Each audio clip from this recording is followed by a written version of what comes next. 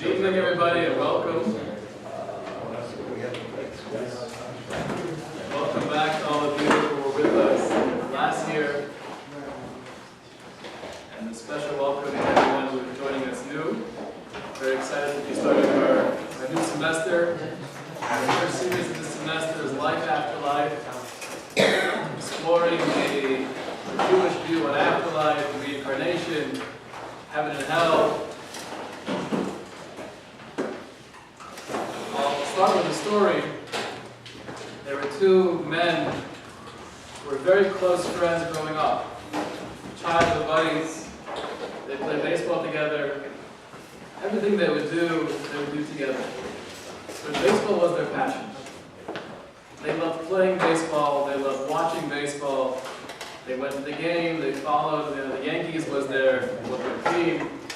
And as they get older, and they no longer play baseball, but they follow it and they talk about it every time they meet, that is their central connecting point in life. And as they become really old, Max turns to Sam and says, "Listen, I don't think I have that many days left here on earth. Do me a favor. Whoever dies first, let us promise each other that we're going to come back in a dream and tell the other person if there's a baseball in heaven." So they make a deal and they shake on it. And lo and behold, the day comes and Max passes on. And Sam is upset he lost his best friend, but he's waiting for that dream. It's not coming. Days go by, weeks go by, and he's so... What is happening? Is he around? Does he know if there's baseball in heaven? Finally, the night comes where he has the dream. Max comes to him in a vision and says, "Sam, I have good news and bad news. Good news is there is baseball in heaven. The bad news is you're pitching tomorrow night."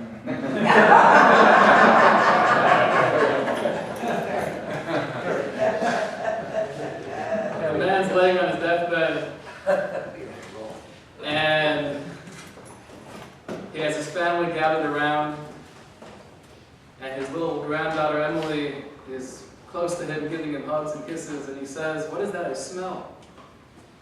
"It smells like Grandma's famous homemade apple pie." And she says, "It is Grandma. Oh, can you please ask Grandma for one more piece of that apple pie?" And she runs off, and she comes back empty-handed. Says, "Emily, where's the pie?" "Grandma said it's for after the funeral."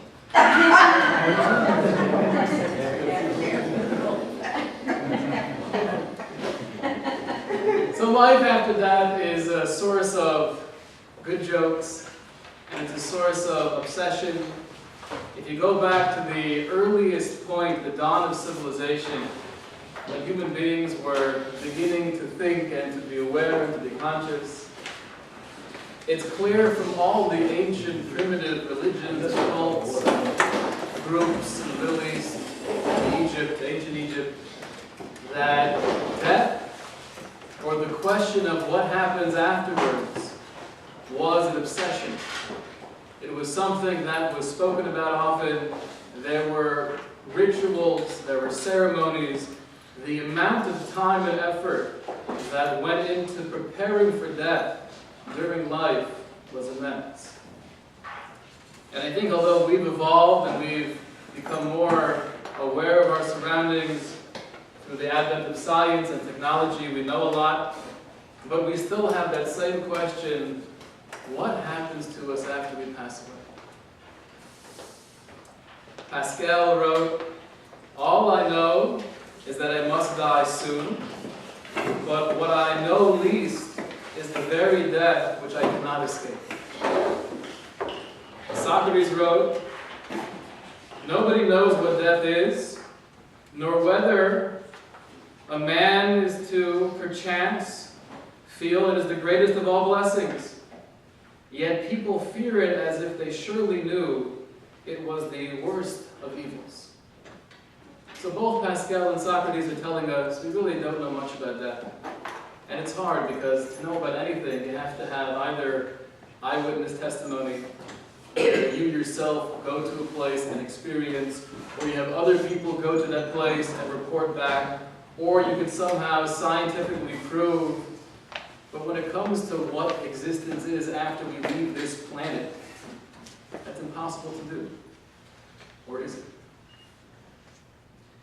Now some say, Rabbi, here's the question, I don't really care. Whatever happens to me, happens to me. I want to live life in the here and the now, and if there happens to be a life afterwards, then I'll meet it when I get there. Why does it make a difference for my life right now? But I think the response to that question is that the ramification, the implications of the answer to this question are infinite. If it's true, if we can somehow feel comfortable or confident with the fact that we do live on past this reality, that changes the way I view life in the present. My whole perspective of myself, of the relationships that I have, of the world around me, of the universe, it becomes radically different if I have that perspective of I am somehow immortal. So although we don't want to focus too much on the time to come, and the goal should be living life to its fullest, maximizing every opportunity we have for meaning and joy and relationships, but knowing the answer to that question, I think for most of us would do a lot. Most people think that life I get. It makes sense. I've been alive for a while, 60, 70, 80 years. That much I understand. The real mystery is death. That's beyond me. That I have no clue. But I think that's flawed. We have no clue about death, and we have no clue about life. The fact that we are alive, the fact that we're breathing, the fact that we continue to function, the fact that we're conscious, these are things that really we experience, and therefore we feel somewhat, it's normal. I've been there, done that. But we have no good explanation. Why are we here?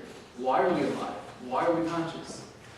So when we're exploring that, we're not just talking about what's going to happen after we leave this planet.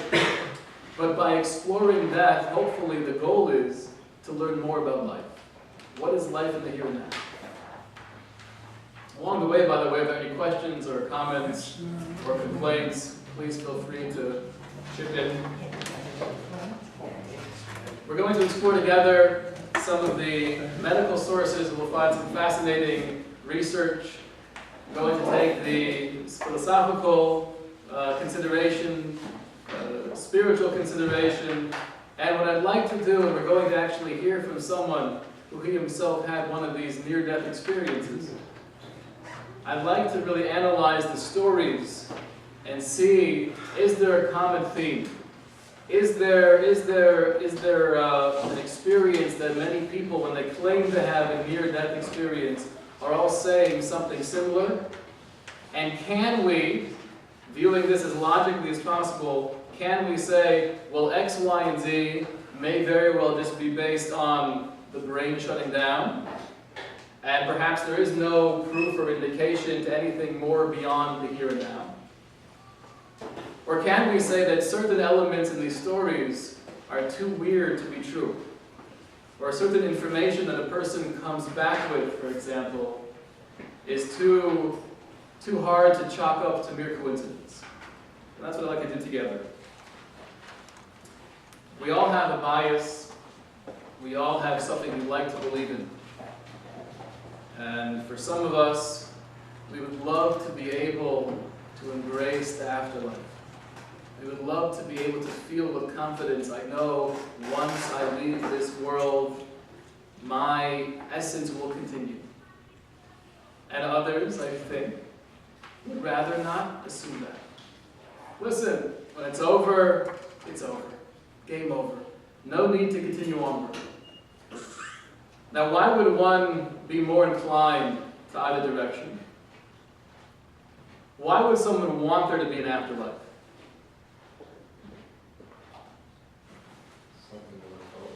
Something to look forward to. continuation, okay. Sorry, meet your people that you've already lost. Deceased relatives and friends, okay. To meet the Creator.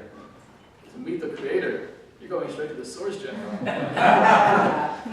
Okay, very good. Maybe it's a See what? reward for good living well while you're still alive. Also a good point, Earning something to look forward the to. reward afterlife. Okay, true as well. I think justice for people who might have been very cruel in this world, they will get their punishment, and like you were saying, reward for people who have done well. Interesting. So not just reward, but the broader idea of consequence. Karma, okay. Not punished. No, they're saying similar. Purpose of life, star of honor, reward, punishment. So I think we can all relate to that, yes. I was going to say too, with your question, why do we look? Why would we want there to be an afterlife? Because it's supposed to be a place of paradise, of peace, of complete peace. Okay. Now, why would we not want there to be an afterlife? Why would I rather assume when I die, it's over, the body shuts down, the brain shuts down, there's no more cognition, just silence? Why would somebody prefer that? Perhaps even subconsciously. Any ideas? Probably because anybody who lives knows that everything dies. Every biological structure dies and nothing happens after. Whether it's a tree, whether it is a cat, or it is a human being, it's over. So I think that's a good explanation to assume why there might not be anything afterwards. But I'm asking, why would I want that to be the case? Psychologically speaking, why would I prefer there to be nothing? To avoid punishment. To avoid punishment. Okay. Hear that? You can do whatever you want. You can do whatever you want. Okay. Well, I mean, also if we're not planning on an afterlife, you can kind of do whatever you want to do in this life and not be fettered by, nothing's going to happen after this life. You can, eat, drink, and be merry and not worry. It's a very, very profound point, which I'm getting the sense we're all making that similar point from different directions. But I think the general theme is, if there's nothing after, then that means there's no responsibility right now. What happens? No consequences. Well, yes, the consequences are not going to have the ramifications. Now, does that mean I can do whatever I want and not live a moral life? Not necessarily. People still might believe, there's a moral code, there's a way that a human being should conduct him or herself. But ultimately, in the big picture, there are not going to be any eternal consequences to what I do in this world, and that could be very liberating. Basically, probably the fear of the unknown would probably be one of the main reasons. Interesting. Because you don't know what's there, why would you want to? It could be the fear of that, the fear of the unknown. And the answer that I would have to your first question is, a lot of us like to think we're immortal. A lot of us what? Immortality is the answer basically to the first one. The second one would be probably the fear of the unknown. Won't you think that it would be very degrading for a human being to be good because he's afraid of being bad? I would say so. In other words, an animal is behaving because you punish him and it's afraid of punishment.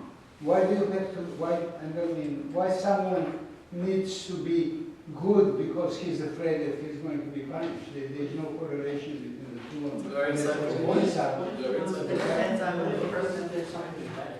Yes. I disagree with that. I mean, laws are in place and most people obey the laws because they're afraid of being punished. They don't obey the laws because that's an innate in them. As God says, we have more of an evil inclination than a good inclination when we see it around us. But the laws keep us... To make one point, that I think in a sense you're both right.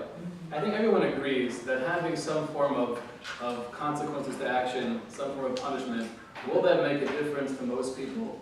The answer is yes. Now, is that the highest level to conduct oneself, and that I should only be doing that which I feel is moral to avoid punishment?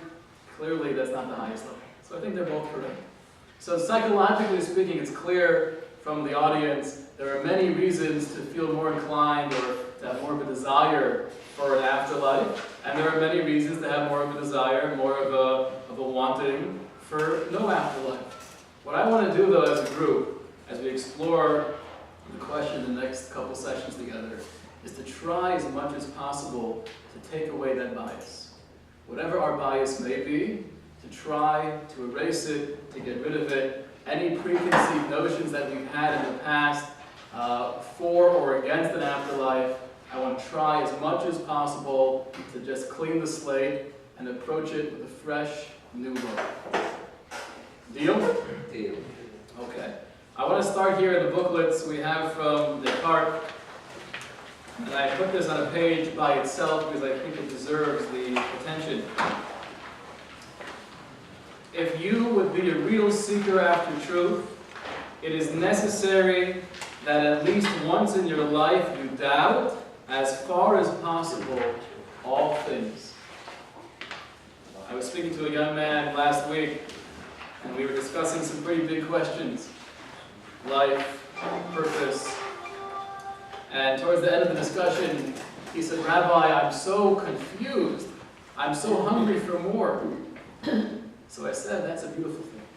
You have to cherish that. If you're confused, if you're thinking about big questions, that means you have more of a chance of getting a glimpse at truth at some point in life. If we're never bothered by life, never bothered by the issues of purpose, of reality, of consciousness, so that means everything has its place, everything makes sense, and we're never breaking out of our boundaries, never going beyond our limitations. So to be able to be a truth seeker, we have to be able to doubt and to reassess something with a new, fresh look. Now, sometimes when it comes to these big questions, I think the natural response is we just shut down. It's easier to really use the human capacity and analyze my taxes or the best form of carbohydrate to have for lunch or the best coffee, whatever it may be. However, when it comes to using the intellect and really thinking carefully about the big questions, that's too overwhelming. And often our response is, I don't want to think about that. It's too much. But I think to clarify and to help us along this journey, to be able to think clearly, even about big questions, we should realize that there are only two answers. There are only two potential answers out there. Answer number one is, everything is random, there is no intent, there is no purpose. Pretty simple.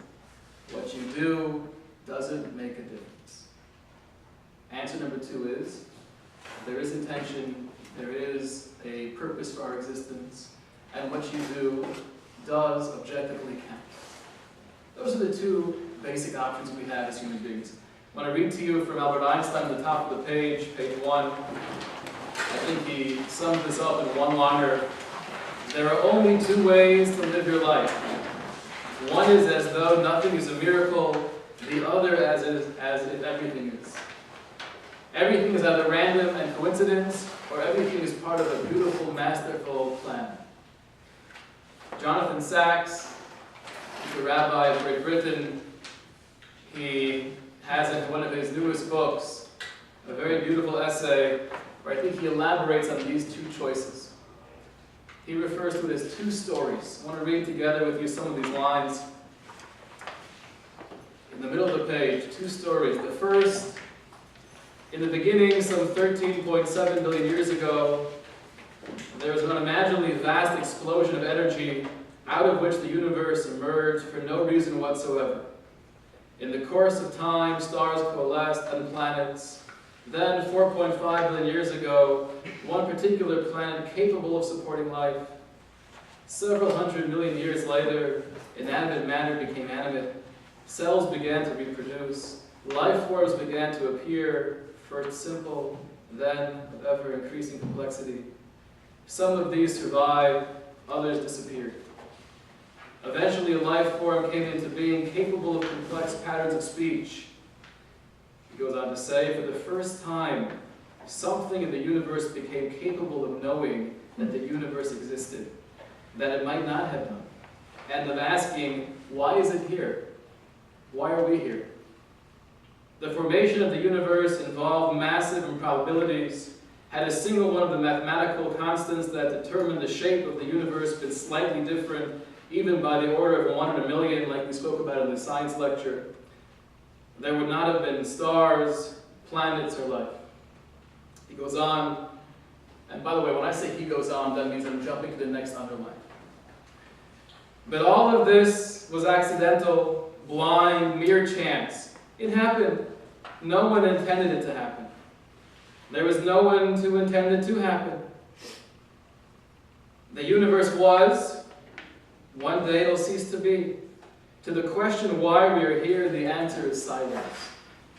We, members of the species Homo sapiens, are wrong to believe that our questions and answers, hopes and dreams have any significance whatsoever.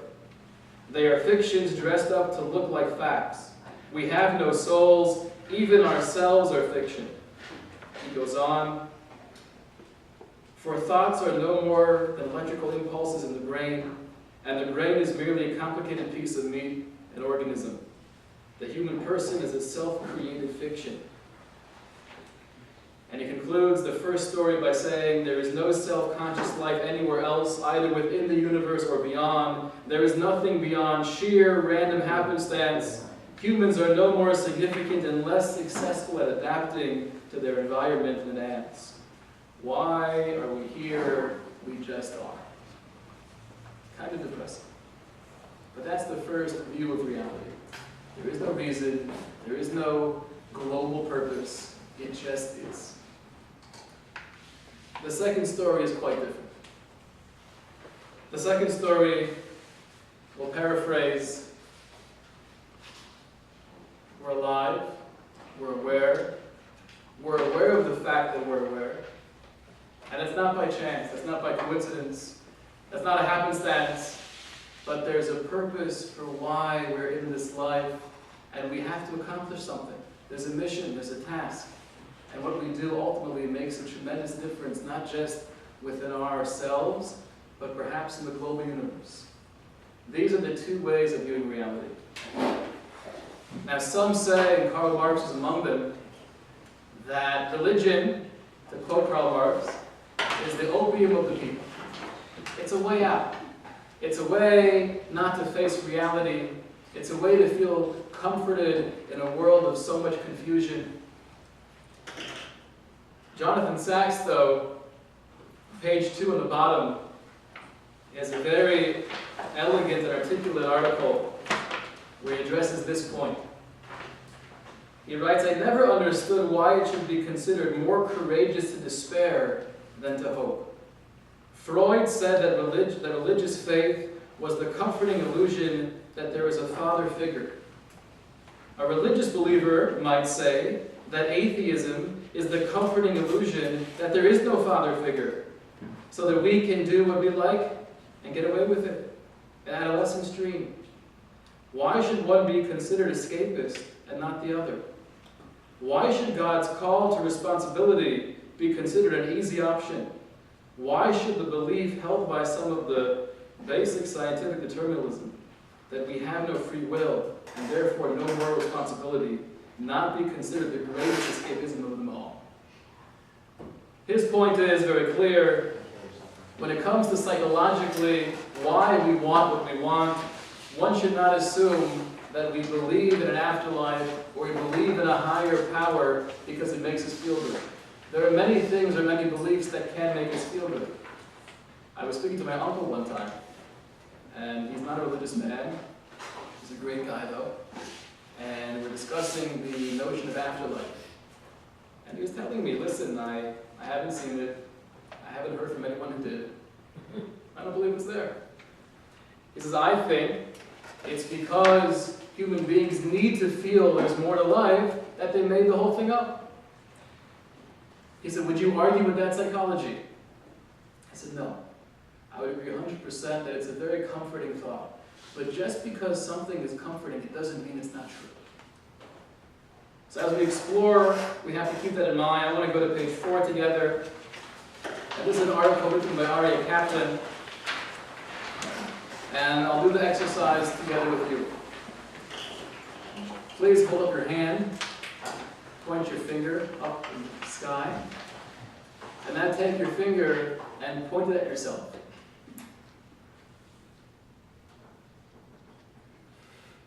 Jeff is being courageous. You're doing both. Like Simon says, I never said Simon put it down. You didn't say which finger, you know. Okay. I've noticed in the crowd, and this is what Aryeh Kaplan writes in the article, and we're seeing it firsthand, everybody naturally does this. You point to yourself, to your chest. Now what's the real you?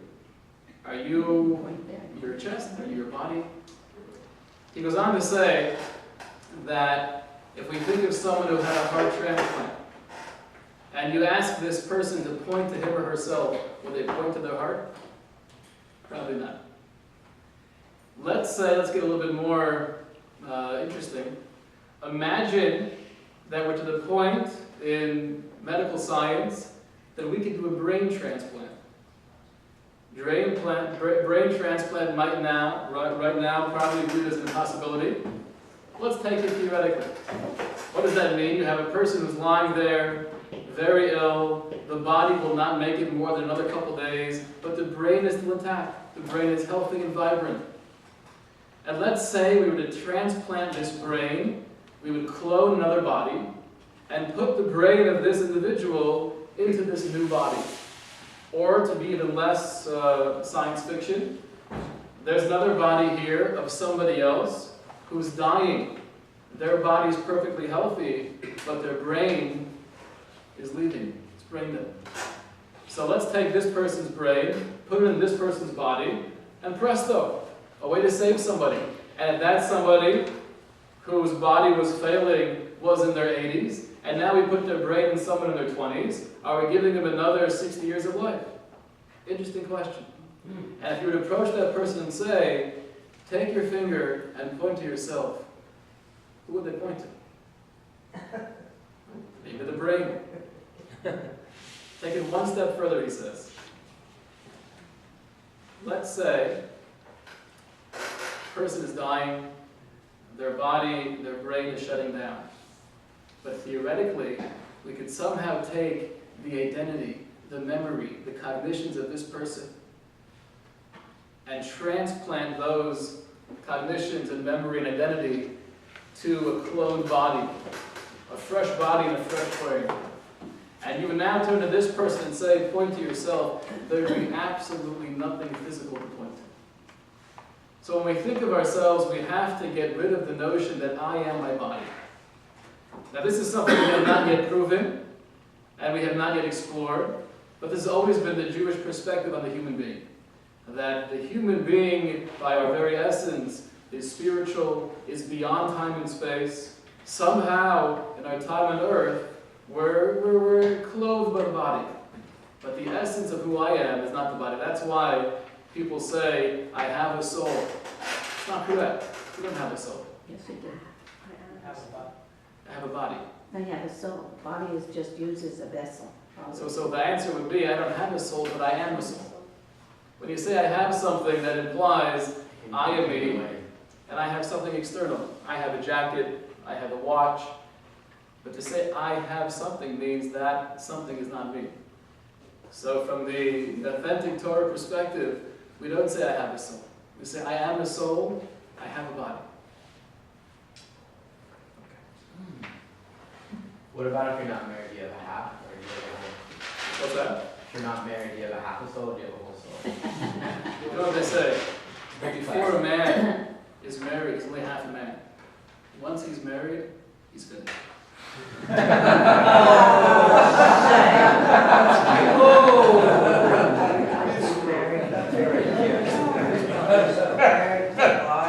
Sorry.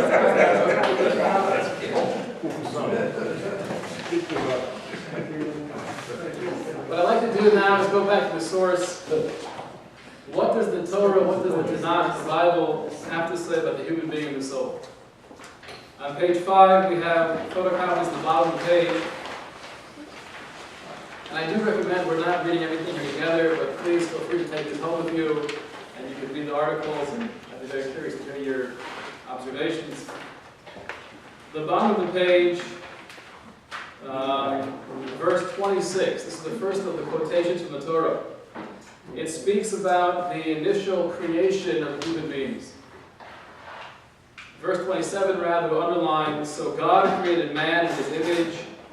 In the image of God he created him, male and female he created them. So the first time we have the creation of human beings, we have this line that we were created in the image of God. Very obscure, very cryptic, but clearly it means something special. Later on, in the very next chapter in Genesis, when it recounts the story of creation, in verse 7, the Torah writes, and Hashem God formed the man of dust from the ground, and he blew into his nostrils the soul of life, and man became a living being. So we see from the second narrative of the creation story that there's two components to a human being. On one hand, we have the clothing, the dust of the ground, we have the physical aspect of ourselves, but then we have that God blew into his nostrils the breath of life. Clearly, this is not a physical experience, but this has to do with the image of God. There's something of the divine that was implanted in the human being. Verse 19 is a quote from after they are banished from the Garden of Eden. For you are dust, and to dust you shall return. After eating from the tree, we're not going to elaborate right now on all the symbolism and the metaphor of that story, but the basic idea, we all know that somehow eating from the tree led to mortality. And when the Torah refers to mortality, it says, you are dust, and to dust you shall return. So one might have said, okay, that means that there's no afterlife, nothing afterwards. I'm physical, and when we die, we go back in the ground and that's it. Now King Solomon was a very interesting personality. And the works that he contributed to the Tanakh, the Jewish Bible, are all at face value very difficult to understand. One of his masterpieces, Koheles, Ecclesiastics, the Talmud tells us, actually the great rabbis of his generation wanted to bury it. They didn't want to include Ecclesiastics in the Tanakh, because they were afraid there were so many things written there that could be misconstrued, misunderstood, in regards to purpose and what life is and afterlife. But they decided it's true, people will make mistakes in the future. As we yourselves have seen throughout the centuries, there are many people who have made many mistakes based on that book. But at the same time, there's depth, and we need to keep it as part of the Tanakh, as part of the Bible. One of the things he writes there at the very bottom of page 5, thus the dust returns to the ground as it was, and the spirit returns to God who gave it. So it's clear from King Solomon that although dust to dust, that's true, but the spirit returns to God who gave it. Question? If you talk like a lot of Torah and stuff, and you get buried, will your body not decompose? To my knowledge, all bodies decompose. Because I heard that there were like these like Torah scholars that they like dug up in like some of Israel, and their bodies were like all intact. And I thought it said like when you talk Torah, your bones get stronger. There could be certain metaphysical things that happen, but in general, that's not the way it works. So we have the basic Jewish approach to the soul. We are a soul, we have a body, and the goal is really to use this as a springboard to explore the afterlife. When the Torah speaks about the death of many of the great personalities, there's nowhere where it explicitly says, Abraham died, he left this world, and he went on to the next world. It doesn't say that. However, I have quoted here at the top of page 6 that when it speaks about the death of Abraham, and Abraham expired and died at a good old age, mature and content, and he was gathered to his people. Again, the next verse we have in regards to the death of Jacob. When Jacob finished instructing his sons, he drew his feet onto the bed, he expired, and was gathered to his people. Same exact phrase. And in regards to the death of Aaron, the Torah tells us as well, Aaron shall be gathered to his people. So although the Torah doesn't say explicitly, when you die, you go to Olam Haba, you go to the next spiritual realm, but it does say very clearly that there's something called being gathered into your people. And I want you to keep this in mind as we explore some of the testimony of people who had near-death experiences, and as we hear from someone himself, keep that phrase in mind, gathered to your people. I think that'll be very significant. Is there a logic? Question. Does the Torah only use that term regarding tzaddikim or people who are on a high level? And many times it specifically does not use the word gathered to his people to show that that person was not. And we see like with Ishmael, that he did Shuvah. So he was gathered to his people, but he did Shuvah at the end of the day. He buried Abraham and he repented. Which would imply that if he didn't repent, he didn't do Shuvah, he would not have gathered to his people. So So the implication is where it gets subtle.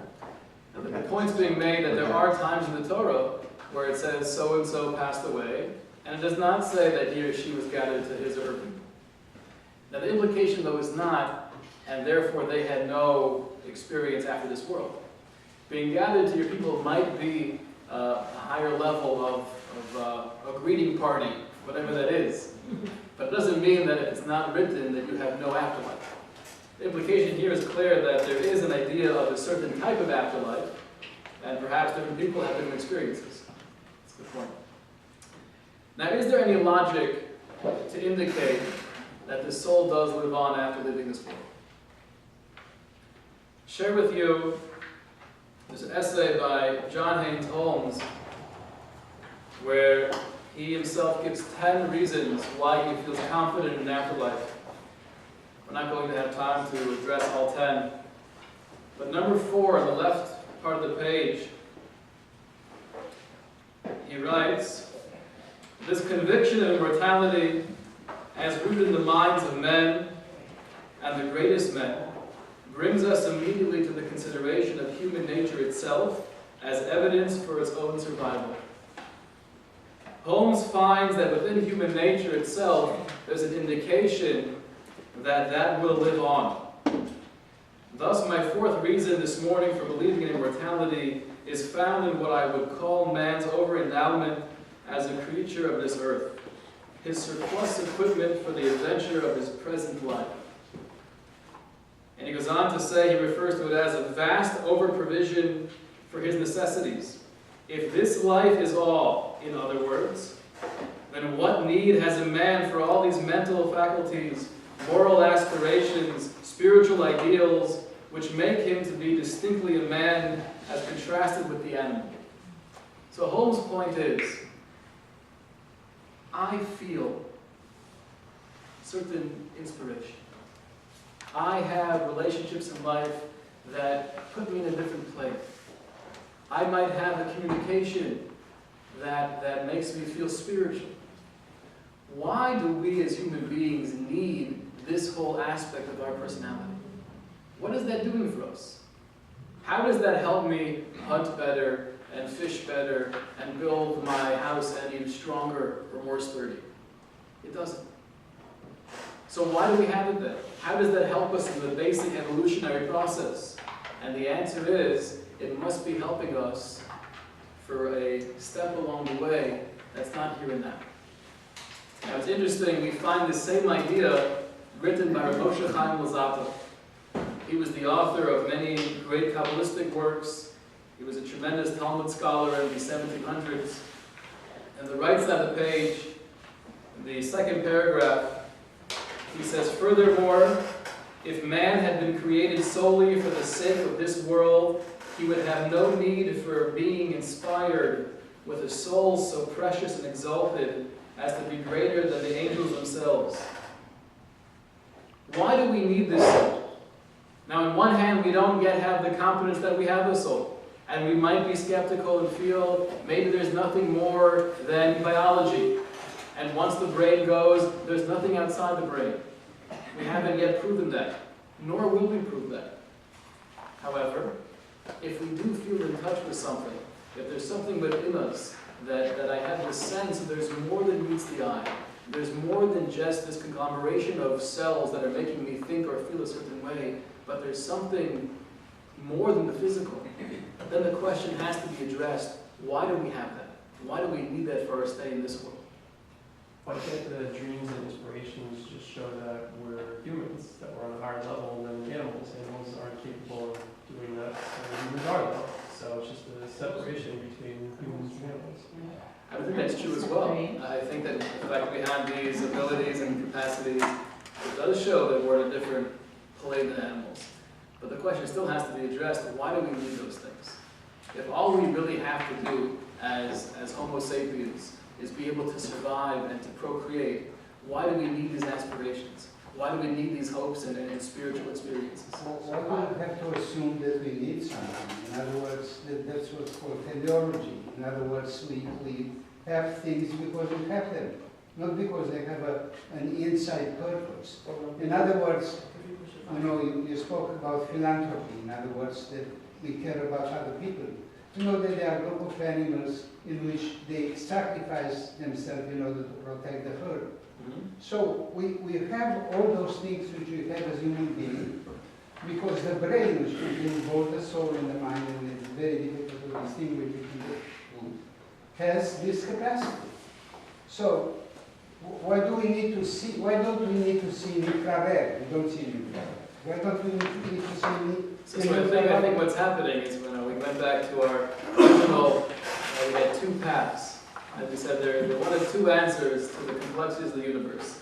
One answer is there is no reason, there is no logic or purpose. And in that path, you're 100% right. Even asking the question of why do we have something is pointless. There is no why. I'm in the second path.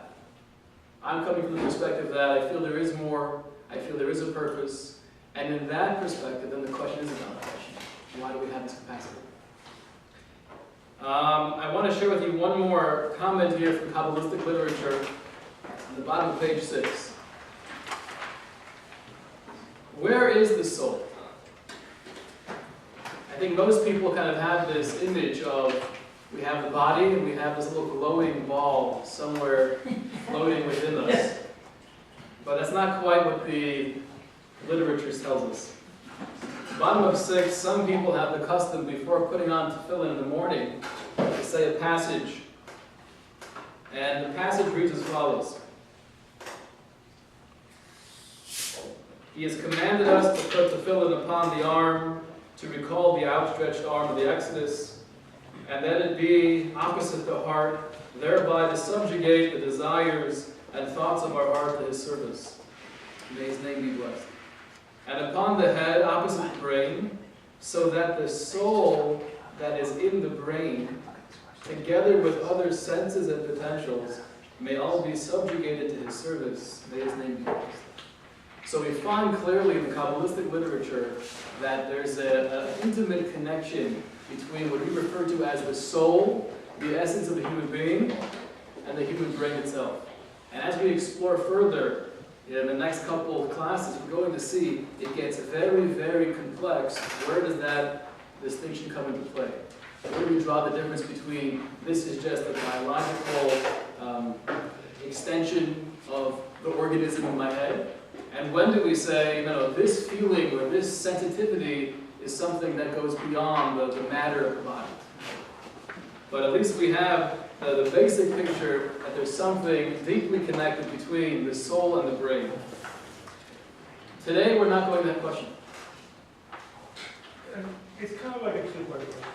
Okay. First, if you have a body and so my first question is, why does it, is it Jewish law that somebody has to bury within a certain period of time after they die? How does that pertain to the soul? And two, what is the purpose of embalming the body if if the soul is a passenger, what is the point of involving the body if it's going to return to death? Why even bother? Why should we clean the skin off? Why should we clean bacteria off the skin of a man who's going to get a lethal injection?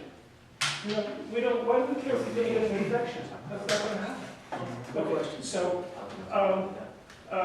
so why would we involve the body? And why do we wait a certain period of time to bury the body?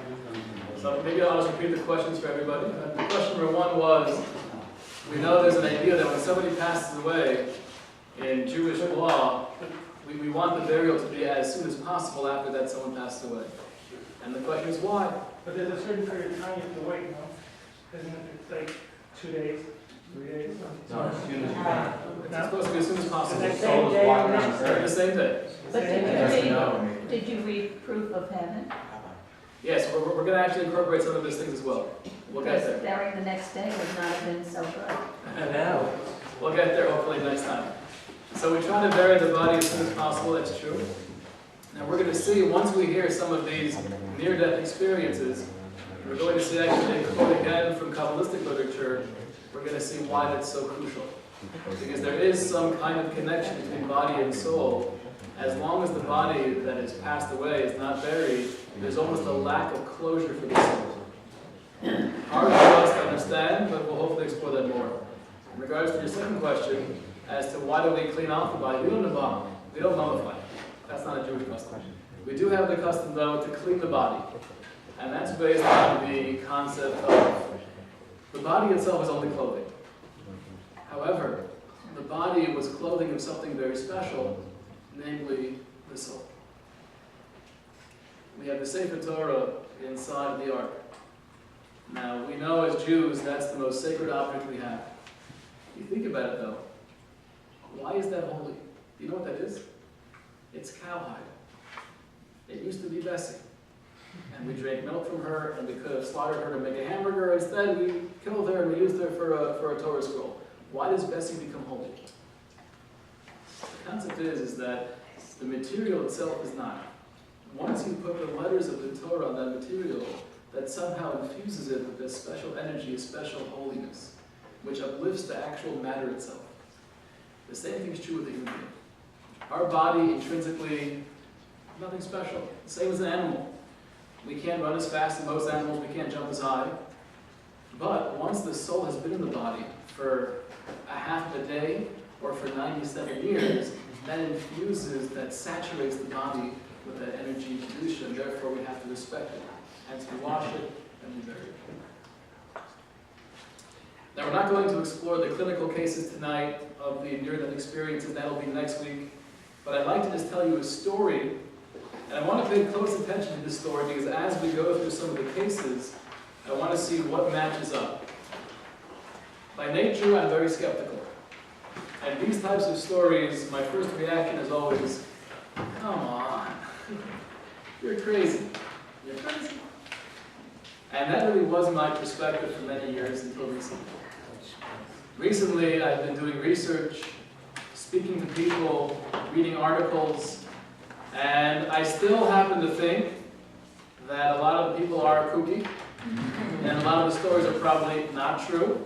But what I found interesting are certain stories that have information or facts about different things that are very hard to have any other explanation besides the supernatural. I'll tell you one story that I know to be from a reliable source. The person himself is alive and well in Baltimore, Maryland. His name is Rabbi Blueground, and he worked for the OU. The OU is the Orthodox Union of Kashrus, and he went around the world certifying different places and making sure they were kosher. That was his job. And having that job, he went to very exotic places as well. He went to Egypt, and there were certain spices and other things that he was certifying. While he was there, he stayed by the Nile Delta. This is going back to 1995. And he figured before going back to Baltimore, he would make a trip to Israel to visit some family and friends. There was a wedding happening during that time. I'll stop by, say hello, be part of the celebration, and then go back to Baltimore. And he was there for a Shabbos. It was Saturday, and he wasn't feeling great. But he figured whatever, have a little bit of a virus or something. As the day went on, he got worse. By Sunday, he was already bedridden, not being able to move much at all. He still wasn't super worried. He figured it's a bad flu or something. I'll get over it. I probably caught something in Egypt. By Monday, his brother Avraham, he calls up Yaakov. Yaakov, how you doing? I heard you weren't feeling well. And Yaakov's voice is extremely weak. He can barely talk. Avraham comes over immediately. He sees him. He looks very bad. He pulls him into a taxi, and they rush to a hospital in Tel Aviv. They get to the hospital, and he's barely alive. The doctors tell Avraham, the brother, this is very serious. I wouldn't give him more than 3 days. I would call family and friends, tell them to come immediately. And Avraham gets on the phone with his sister-in-law back in Baltimore and explains the situation. As you can imagine, that she was beside herself.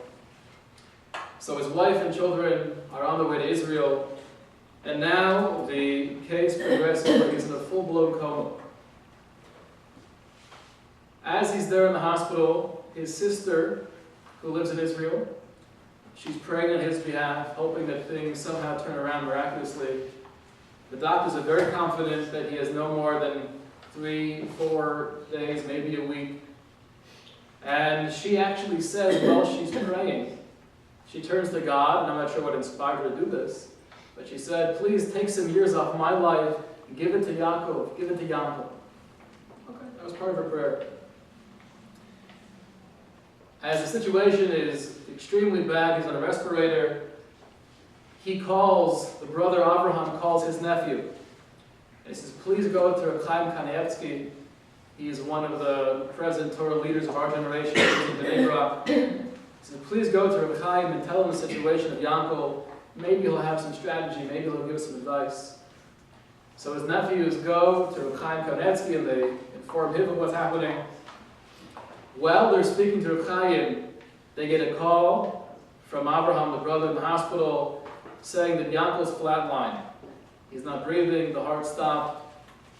Please get some kind of help, do something. Reb Chaim Kanievsky hears this, and he tells the nephews of Avraham, he says, listen, make sure the doctors do not disconnect the machine. Keep him on the respirator. He will get better. And hearing that gave them some hope, but they were still very skeptical. And Reb Chaim said, go to my friend, Rav Palei, another rabbi in Bnei Brak. Get 10 people together. You should pray on his behalf, on Yankel's behalf, and change his name, add a name. That's something we do when someone's very sick. You add a name, and that perhaps could do something in celestial spheres. So they do that. They go to Rav Palei with 10 men, and they're praying on Yankel's behalf, and they add a name, and Reb Chaim tells them, afterwards, make a l'chaim. So you can imagine, this is a very random story so far. The first time I read it, I kept on saying to myself, yeah, right. Anyways, Yankel is officially, clinically dead, not breathing, no heartbeat, for 40 minutes. And the doctors tell Avraham, the brother, I think it's time we pull the plug, he's not coming back. And he said, no, I was given instructions from Rabbi Kanievsky not to pull the plug. The doctor, being a secular Jew, not believing any of this mystical stuff, he said very clearly, listen, I understand it's very hard for you, but he's not coming back. Don't be in denial. And I said, no, keep him attached. 40 minutes go by, and Avraham himself in a different room, and the doctor walks in and says, I have to tell you something, he's moving around a little bit. I wouldn't get your hopes up. The odds are, being dead for 40 minutes, even if he comes back to life and starts breathing again, he will have 0 brain function. But something's happened. They walk into the room, and over the next couple hours, he slowly gets back to himself. He becomes conscious. And the first thing he says is, when he opens his eyes, I need to speak to Rabbi Nisan. This is somewhat complex. A lot of names in this story, a lot of rabbis. Try to bear with me though. The doctors say, are you okay? They're asking questions. What's your name? How old are you? And he's responding accurately to everything. I need to speak to Rabbi Nissan, please give me the phone. Give him the phone. And he gets on the phone and says to Rabbi Nissan, who was a family friend, he said, when my heart stopped beating, I was able somehow to be looking down and I saw the doctors working on me, trying to revive me. But it was as if I was from afar. Then I left the room and entered a dark room. I saw a light from afar and followed it. And as I was following this light, I saw my father, who passed away years before. I saw my grandfather and some friends who had passed away. As I confronted my father, I felt a sense of warmth and comfort. And I said, I want to stay here. I feel healthy. I feel good. But my father said, no, you have to go back. And he said, before you go back, though, tell your sister 2 things. She should never give up any years of her life for somebody else. God gives you what's right for you. We don't give up our years of life. And number 2, and this was not recorded in the story because it was a personal thing, but he mentioned something about an argument the father had with the sister 30 years earlier that no one in the family was aware of. He said that when I told my sister, this is Yankel speaking, when I told my sister Sarah the 2 things that he said, she fainted. Why did he have to call this Rabbi Nissan? So he said, when I was there, wherever there was, besides seeing my father, my grandfather, and friends who had passed away, and getting these 2 messages from my father, I also met this Jew who was Sephardic, dark complexion, very young-looking face with a white beard. And he told me to please get in touch with Rabbi Nissan. And he gave me a message. Rabbi Nissan, hearing this, he himself, he didn't faint, but he was shocked. On the phone, he said, I'll be right there. He comes to the hospital and says, what are you talking about? Are you referring to Rabbi so-and-so? I said, yes. He's been dead for 20 years. Where did you see him? I don't know. I was in a coma. I was out. Somehow, I saw him, and he gave me this message to pass on to you. When I read the story, I was very skeptical, and therefore I did research. But it comes out to be a true story. The man is alive and well. He's a normal, honest fellow. And the experience he had, if it was just the shining light, I'll tell you the truth, I'm not sure that means too much. Because we don't know anything about the brain. And it could be as the brain is shutting down, that's what happens. And there could be a sense of comfort and serenity. That's the way the human being reacts to dying. But to get this information, the 2 things said by his father, number 1, somehow him knowing what his sister was praying for, and the conversation that happened 30 years earlier, and to get the message from this Sephardic rabbi who passed away 20 years ago, it's food for thought. Next week we're going to explore different clinical cases. Let's keep this story in mind. It's been a pleasure.